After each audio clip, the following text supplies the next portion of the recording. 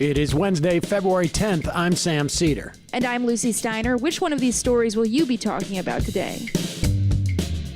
Senators yesterday voted to proceed with the second impeachment trial of Donald Trump after watching dramatic videos of last month's insurrection. Democrats will begin presenting formal arguments later today. Meanwhile, Lloyd Austin, the first black Secretary of Defense, is trying urgently to curtail right-wing extremism in military ranks. But first, the Pentagon needs to figure out how to track the problem. And lastly, a small group of Inuit hunters in remote northern Canada has blockaded an iron mine that threatens their food supply. It's an inspirational story that could also make you feel relatively warmer this winter, wherever you are. You're listening to Majority.fm's AM Quickie, and these are the stories you need to know. Let's get up to speed on Donald Trump's second impeachment trial via the New York Times. Yesterday, the Senate voted to proceed with the trial. The vote was a rejection of Trump's defense team's claim that it would be unconstitutional to prosecute a president after leaving office. But the final tally signaled that his Republican allies could muster enough support to potentially block the two-thirds necessary for conviction. The 56-44 vote, with 6 Republicans joining all 50 Democrats, paved the way for House Democrats to formally open their arguments this afternoon. They're seeking to prove that Trump incited an insurrection by encouraging supporters who stormed the Capitol last month. According to the Times, yesterday's vote came after House managers moved immediately to their most powerful evidence, the explicit visual record of the deadly Capitol siege, juxtaposed against Trump's own words encouraging members of the mob at a rally beforehand. On the screens, senators saw extremists storming barricades, beating police officers, setting up a gallows, and yelling, "Take the building, fight for Trump, and Pence is a traitor. Traitor Pence." Representative Joe Neguse of Colorado, a House impeachment manager, told senators, quote, "Presidents can't inflame insurrection in their final weeks and then walk away like nothing happened," end quote. Trump's lawyers argued that his words at the rally on January 6th constituted free speech, akin to typical political language, and hardly incited the violence. This according to the Times. They condemned the violence, but rejected the suggestion that Trump was responsible for it. They maintained that the Constitution did not permit an impeachment trial of a former president because it was meant to lead to removal, which now is moot. If he committed a crime, they said, he could be prosecuted criminally. Now that is a good idea. Let's do that next.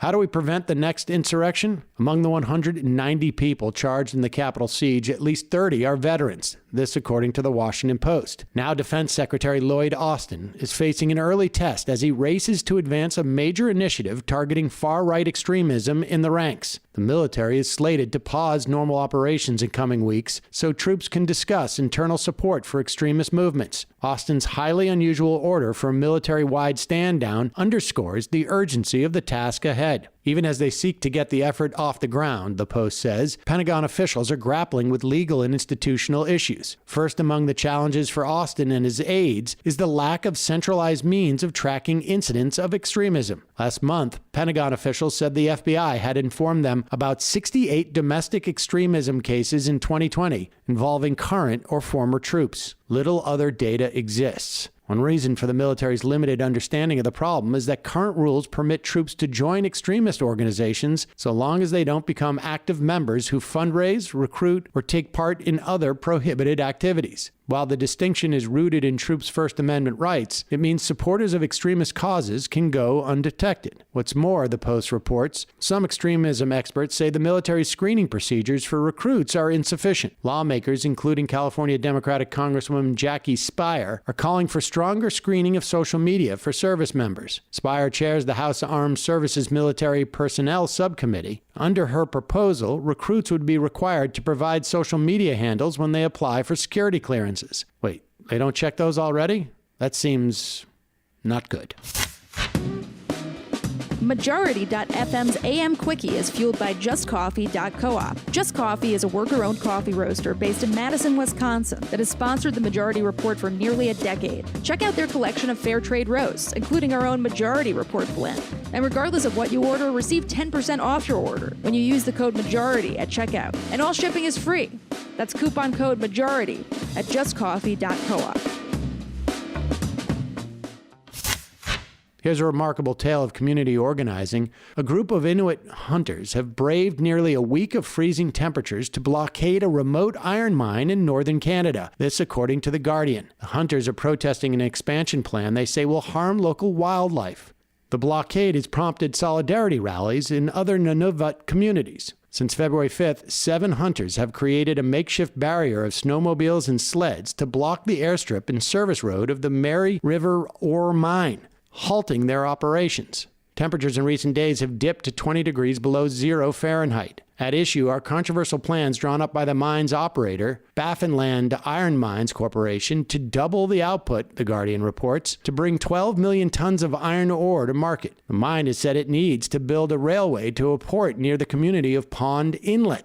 But hunters have pushed back over fears that the expansion could threaten the populations of caribou and narwhal, 2 key sources of food if approved. As the standoff entered its 5th day, 700 workers were stranded at the Mary River site, according to The Guardian. The company claims the blockade on the airstrip means food supplies cannot be delivered. Residents of Clyde River plan to bring supplies to the Mary River protesters in the coming days, a journey that could take 3 days by snowmobile and requires travelers to brave mountain valleys in perilous sections of ice. Jerry Nadanine, mayor of Clyde River, said, quote, "We've been clearly and repeatedly telling the mine that their plans were unacceptable, and they haven't listened to any of our suggestions. So now we're left fighting for our culture and way of life."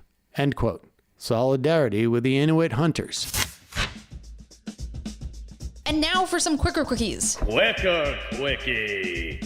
Joe Biden, along with Vice President Kamala Harris and Treasury Secretary Janet Yellen, met with corporate executives at the White House yesterday. It was an attempt to rally support for Biden's $1.9 trillion coronavirus relief bill. Those invited included Jamie Dimon of J.P. Morgan Chase, Tom Donahue of the U.S. Chamber of Commerce, and Doug McMillon of Walmart. What a diverse crew. I guess the Monopoly man wasn't available.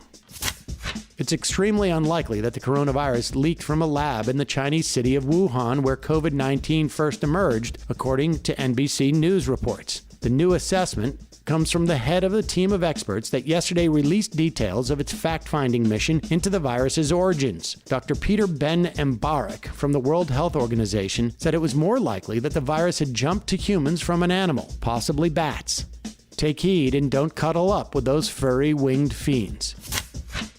The Biden administration yesterday asked the remaining U.S. attorneys appointed by Donald Trump and confirmed by the Senate to submit their resignations. The Washington Post reports the request applies to 55 federal prosecutors and spared only 2 who are conducting politically sensitive probes, including of President Biden's son. One way or another, Hunter Biden is going to stay in the news.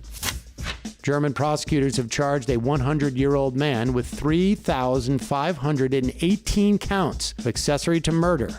This according to The Guardian. The man served during the Second World War as a Nazi SS guard at a concentration camp on the outskirts of Berlin. His name was not released. The prosecutor called him, quote, "part of the functioning of a machinery of death," end quote. Old fascists are still bound to lose. Quicker quickie.